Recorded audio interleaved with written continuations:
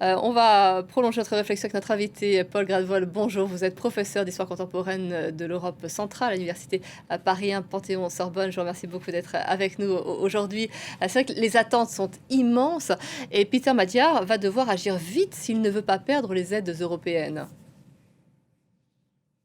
À une vitesse fulgurante qu'il a déjà commencé à négocier avec l'Union européenne, mais la situation héritée des gouvernements Orban est singulièrement complexe puisqu'il y a des délais techniques qui vont être très difficiles à respecter. Ceci étant, la négociation continue.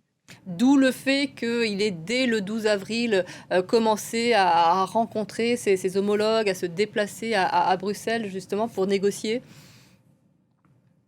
Oui, il n'avait vraiment pas le choix d'un point de vue technique. Il y a des milliards qui vont disparaître si un certain nombre de conditions ne sont pas trouvées ou un moyen de dépasser un certain nombre de blocages. Quelles vont être ces priorités? Quelles doivent être, selon vous, ces priorités? Alors, la liste serait très longue et pour les comprendre, il faut bien saisir quelque chose. Aujourd'hui, on a fait des sondages après les élections. On est dans une situation qui semble impensable. 60% de la population serait partisane d'un passage devant la justice de M. Orban, y compris les anciens électeurs de la Fidesz se sont en partie retournés contre elle, et on passerait de 54% à 70% pour le parti de Peter Madiar. Et donc, il y a un sentiment incroyable de haine face à un phénomène qui est la corruption. Vous imaginez qu'il y a un changement de majorité en France et qu'on voit des gens partir en avion privé avec toute une série de bijoux, d'argent et tentant de faire partir à l'étranger des sommes qu'ils ont sur le compte en Hongrie, en tenant compte du fait que M. Orban, en tant que Premier ministre, a pris des mesures techniques pour que ça soit possible. Donc, dans ces conditions-là, la population hongroise attend deux choses, celles que toute population attend. D'une part, dès qu'un gouvernement change, c'est que économiquement ça aille mieux, que le pouvoir d'achat, que les services publics, notamment la santé et l'éducation, recommencent à fonctionner normalement. Et on est très très loin du compte. En France, on se plaint. La Hongrie dans une situation encore plus dramatique, de très très loin. Donc ça, cette demande-là, elle est évidente. Ça revient à demander un succès dans les négociations avec l'Union européenne pour récupérer les milliards perdus par M. Orban. Et puis d'autre part, la population attend donc que l'autorité dont vous venez de parler dans votre journal de lutte contre la corruption puisse faire son travail. M. Madiar a déjà dit que le procureur européen chargé de la corruption liée au détournement de fonds donnés par l'Union européenne soit aussi accepté en Hongrie, ce que M. Orban avait refusé. La grande question, ça sera de voir jusqu'à quand rétrospectivement ce procureur pourra lancer des affaires. Donc il y a un nombre de choses incroyables à faire. Une des choses auxquelles on peut penser aussi, c'est l'Ukraine. Et pour l'Ukraine, monsieur... Oui. Oui, effectivement, on va parler de l'Ukraine, mais je voulais qu'on s'arrête quand même sur ce que vous venez d'évoquer. C'est vrai que c'est tout un système Orban qui est en train d'être mis en lumière. On entend, on comprend qu'il y a une soif de justice et en même temps, ça va être un équilibre difficile à trouver pour ne pas basculer dans une purge politique inique. Il va falloir effectivement rester et même reconstruire le cadre démocratique et le cadre légal dans ce pays. Ce que vous venez de dire, en fait, c'est rétablir la confiance. Parce que la population hongroise n'avait plus confiance dans ses gouvernants. Et on a déjà vu un signe intéressant. Peter Madiar avait nommé comme ministre de la Justice quelqu'un qui, depuis 6 mois, était entré dans sa famille par mariage. Vu les réactions dans la société, Cette personne s'est retirée à la demande de Peter Madiar et vient d'être nommée hier comme futur ministre de la Justice, une enseignante chevronnée absolument incontestée d'une des grandes universités de province, Pécs, qui dirigeait la faculté de droit là-bas. Et c'est quelqu'un qui est incontesté. Donc, si j'en crois ce premier signe, on voit que M. Madiar a vraiment l'intention d'agir de façon à donner confiance à la population. Oui, parce que lui-même, il a beaucoup circulé à l'intérieur de ce système Orban. Donc, il a besoin de montrer qu'il s'en est détaché, qu'il a peut-être retenu les leçons de ce qu'il ne fallait pas faire et qu'il propose aujourd'hui une réelle alternative. Oui, et ce qui est très intéressant, pour un Français totalement incompréhensible, c'est que ça ne s'est pas joué sur simplement une ligne idéologique. Cette élection s'est jouée sur autre chose que de la pure idéologie. Ça s'est joué sur un rapport, vraiment, sur le rapport entre les citoyens et l'État. Et parmi les causes de la victoire de M. Orban, il y a ce qu'on appelle la société civile, les associations de médecins, d'enseignants, qui ont joué un rôle très important pour dire maintenant, il faut arrêter. Il dispose de cette super majorité. C'est ce qui va lui permettre, vous pensez, d'accélérer, de plus facilement réformer ce qu'il y a à réformer. On peut craindre aussi une concentration des pouvoirs, là encore. C'est vrai qu'il y a tellement eu cette, non pas une exemplarité, mais cette expérience de Orban, que dès qu'il y a concentration du pouvoir, il y a légère inquiétude. Alors, il faut distinguer deux choses. D'une part, une action énergique et efficace, de l'autre part, la concentration des pouvoirs.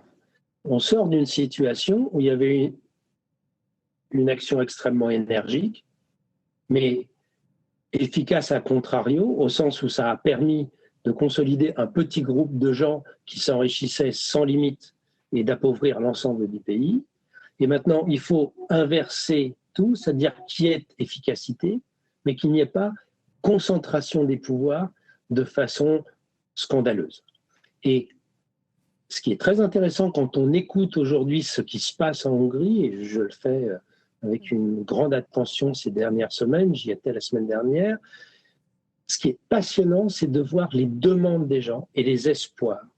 Et ça, c'est quelque chose qu'on peut peut-être pas très très bien comprendre vu d'ici, mais l'espoir, c'est de rénover le lien démocratique. Et les Hongrois ont un élément historique qui est passionnant et qu'ils ressentent très fortement, et on le verra avec les festivités qui vont durer toute la nuit, qui va s'ouvrir fin d'après-midi aujourd'hui. Les Hongrois ont l'impression que, contrairement à ce qui s'était passé en 1989, quand le communisme s'était effondré, mais assez lentement, et sans qu'ils soient pleinement responsables des changements, parce qu'il y avait Gorbatchev, parce qu'il y avait beaucoup de choses, là, les Hongrois ont l'impression qu'ils sont responsables de leur propre histoire et ils vont le fêter ensemble, ce qui n'était jamais arrivé sous cette forme-là avant, depuis des centaines d'années. Peter Madiar ne peut pas avancer seul, il va avoir besoin du soutien de l'Union européenne, et ça, il se tourne immédiatement vers Bruxelles, on l'a entendu, mais il a besoin aussi de maintenir ces liens, ou en tous les cas, il reste très dépendant des liens qu'Orban a construits avec la Russie, notamment pour des questions énergétiques.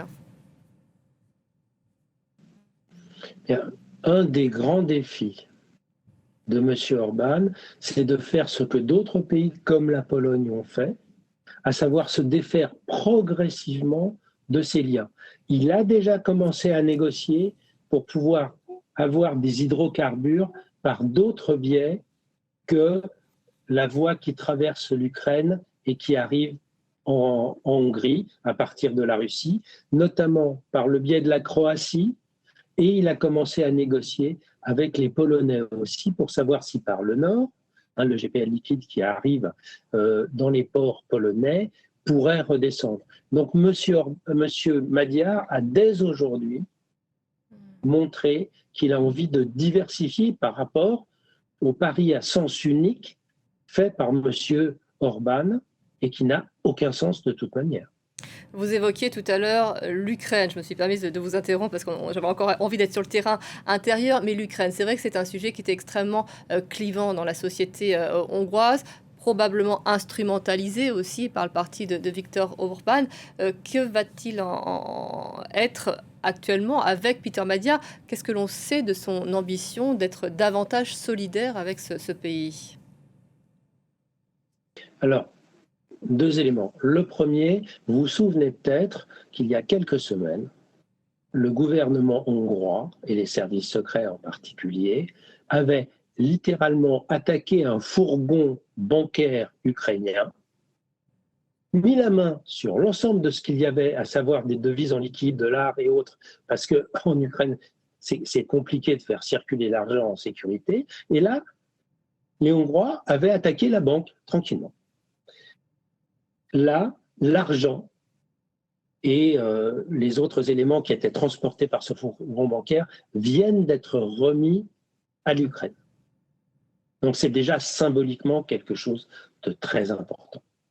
Deuxièmement, M. Magyar a proposé, il y a une dizaine de jours, à M. Zelensky une rencontre du jamais vu sous Orban. Et là, cette rencontre pourrait avoir lieu en territoire ukrainien, dans la zone où il y a un peu plus d'une centaine de milliers de Hongrois qui habitent, à la frontière de la Hongrie, juste entre l'Ukraine, la Roumanie, la Slovaquie et la Hongrie, au nord-est de la Hongrie. Et si cette rencontre a lieu, c'est tout à fait passionnant. Ça sera réellement une rupture d'autant plus forte que M. Magyar souhaiterait que les Hongrois habitant dans cette région et qui sont citoyens ukrainiens et qui ont été honteusement manipulés par M. Orban en conjonction avec M. Poutine, eh bien, M. Magyar souhaite que ces Hongrois bénéficient de droits linguistiques un peu plus étendus que ce qu'ils ont aujourd'hui, de droits culturels, de droits scolaires, et il semblerait que ça soit envisageable, mais ça se négocie, ça prendra un peu de temps. Ouais, on entend qu'on va assister effectivement à des relations, à une grande transformation de ces relations. Je vous remercie beaucoup, Paul Gradwohl.